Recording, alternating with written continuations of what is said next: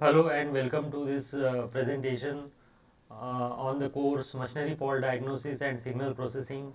Today's topic is time domain statistical analysis. Now, what do you mean by signal processing techniques, or what are the different signal processing techniques?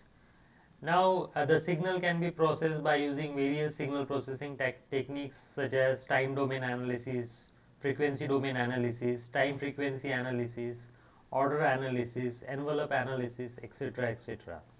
So, different signals are analyzed by using or processed by using different signal processing techniques. Today's discussion is on time domain analysis. That means how a signal in time domain can be analyzed and a meaningful conclusion can be drawn out of it.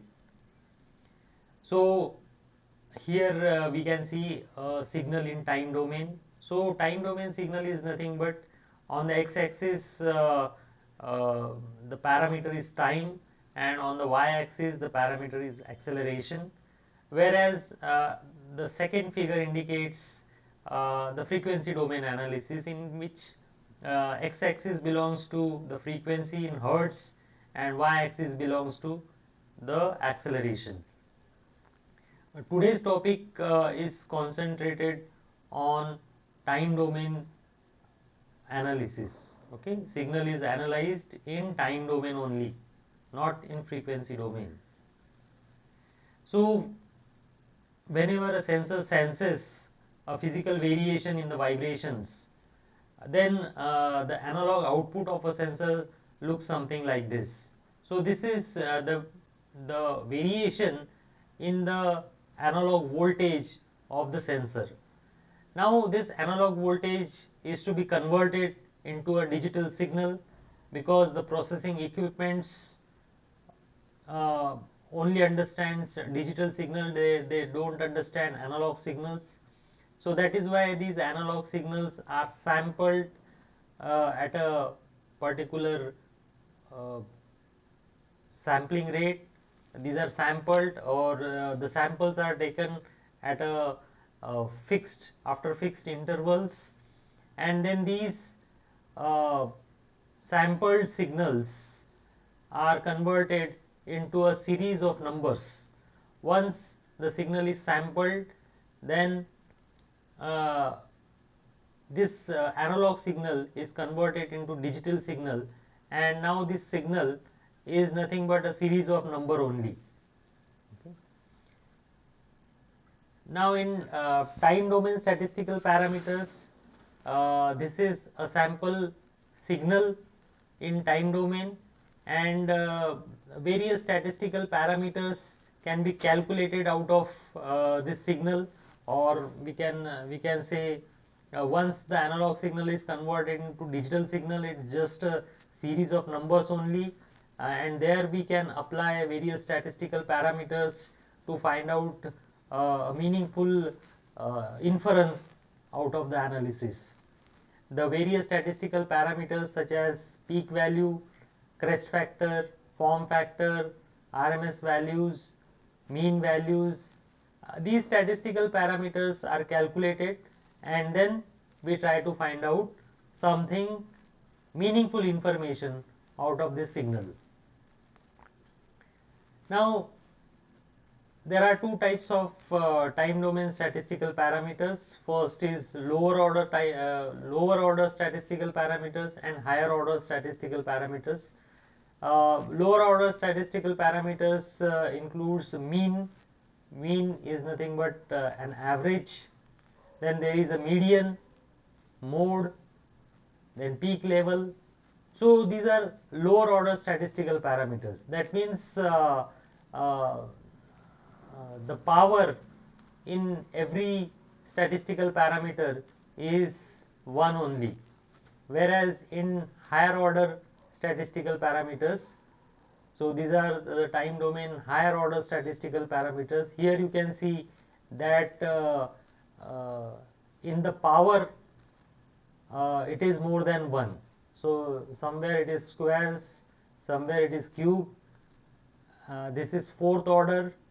Okay, so these are higher order statistical parameters. So lower order means If in the power there is only one, then they are lower order statistical parameters, whereas in higher order statistical parameters the power is more than 1. The higher order statistical parameters includes standard deviation, RMS, skewness, kurtosis, crest factor. And by calculating these lower order statistical parameters and higher order statistical parameters, a signal can be analyzed in time domain. These are the various formulas by which you can find out, you can calculate these statistical parameters. The skewness is third power statistical parameters, whereas kurtosis is fourth power statistical parameters. Now we will see these parameters one by one. So RMS. So RMS stands for root mean square value of vibration acceleration, can be used for primary health investigation of a machine. So these RMS values or these statistical parameters are calculated to find out or to to analyze the condition of machine or condition of a vibration signal. It is very useful in case of sinusoidal waves. It is used to indicate the energy levels of the vibration signals. The RMS of variant X is the square root of the mean squared value of X. So this is the formula of RMS. Then next is the kurtosis. So kurtosis is also very important time domain statistical parameter. It basically measures the degree of pickedness of the signal. Then large the kurtosis values, more pickedness will be signal. So this is how the pickedness of a signal can be calculated by using kurtosis. So higher the value of kurtosis, higher will be the pickedness.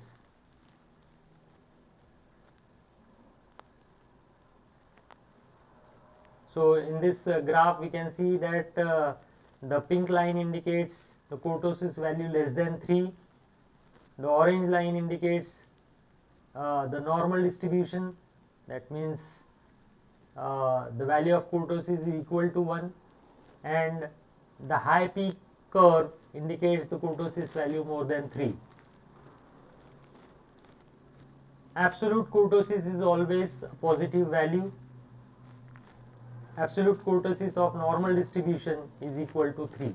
So when the signal is normal distribution, that means the perfect bell shape of a signal will give the kurtosis value of 3, and it is inferred from the analysis that if the value of kurtosis is equal to 3, that means the signals are healthy, but if it deviates and exceeds beyond 3, that means the deterioration or the machine is under deterioration, and there is the presence of fault in the machine.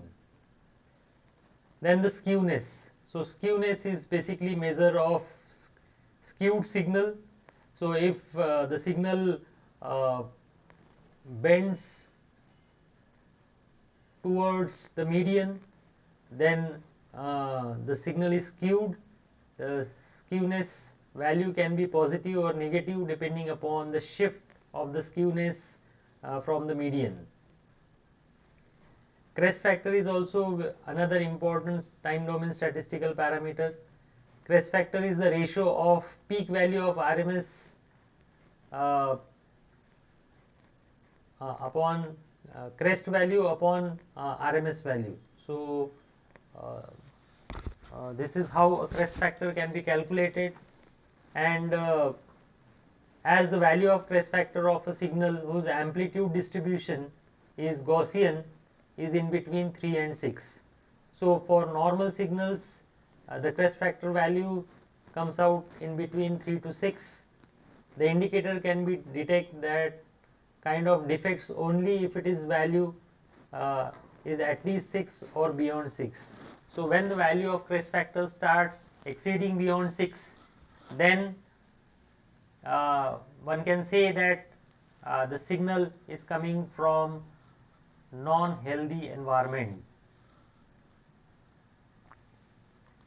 Now here we can take one example by which you can better understand how these lower order and higher order statistical parameters are calculated.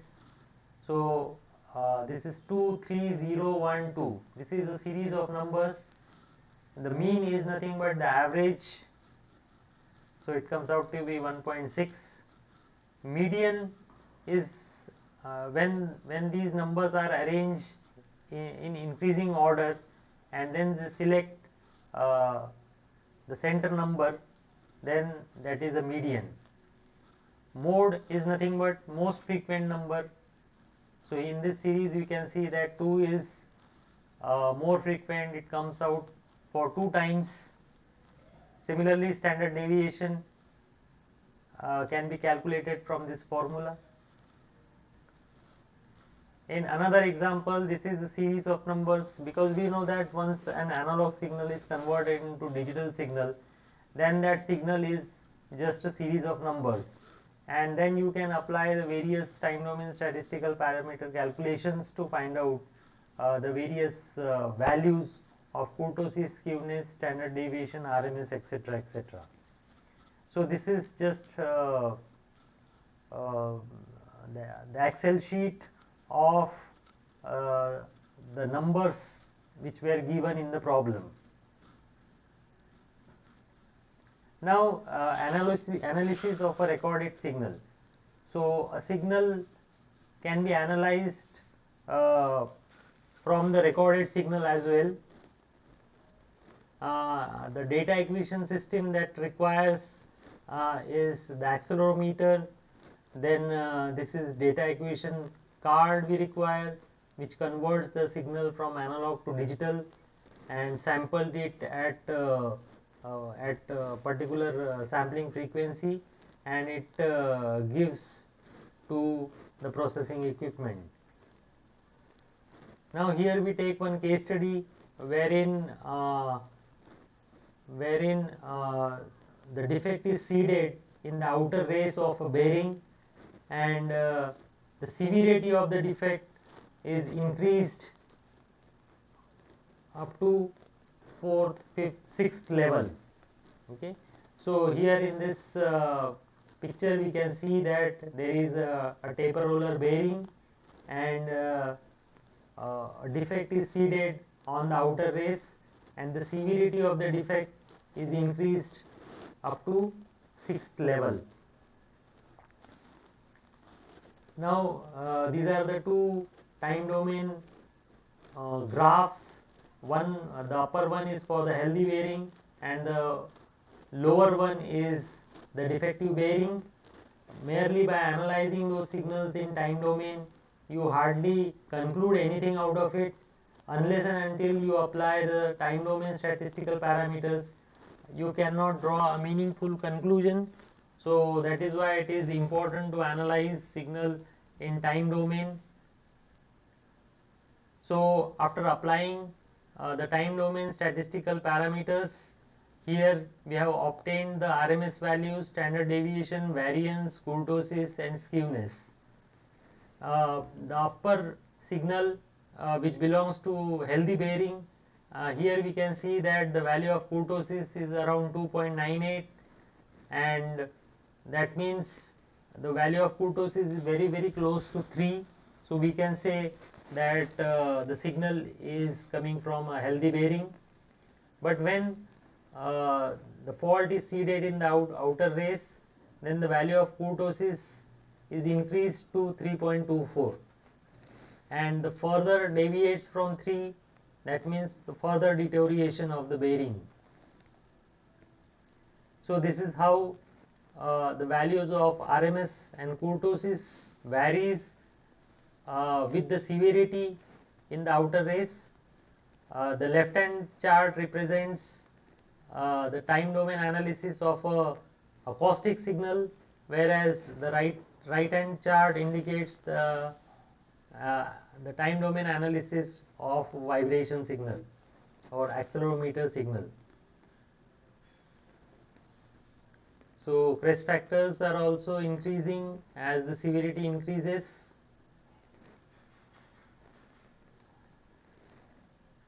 Similarly, you can also find out the gear faults also.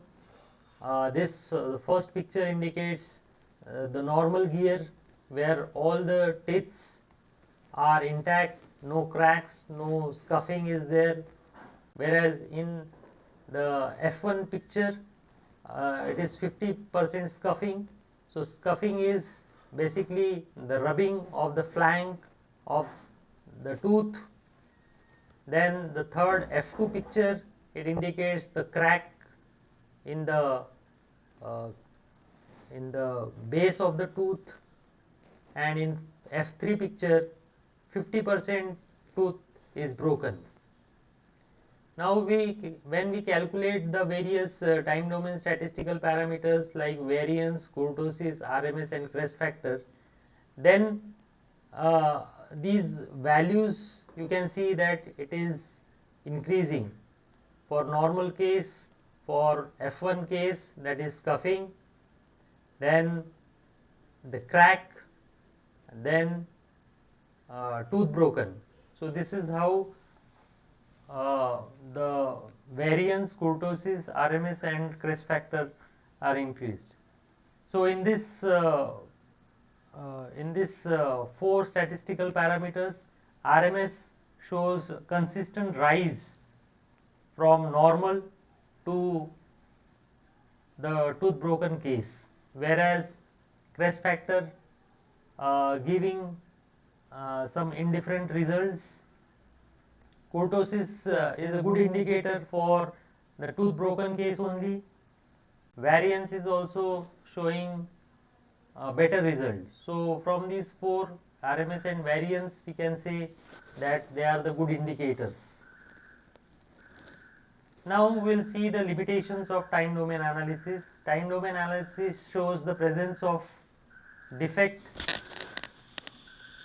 but it doesn't give the location of the defect.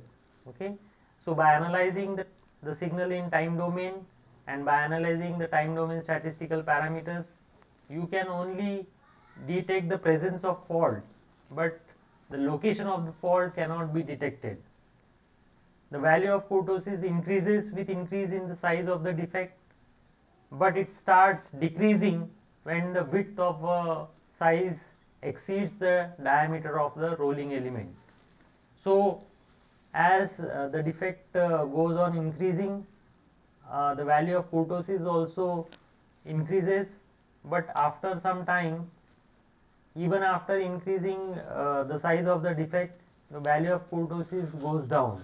So this is an indifferent behavior we can analyze in case of kurtosis. So these are some of the limitations of time domain analysis. So thank you very much. Thanks.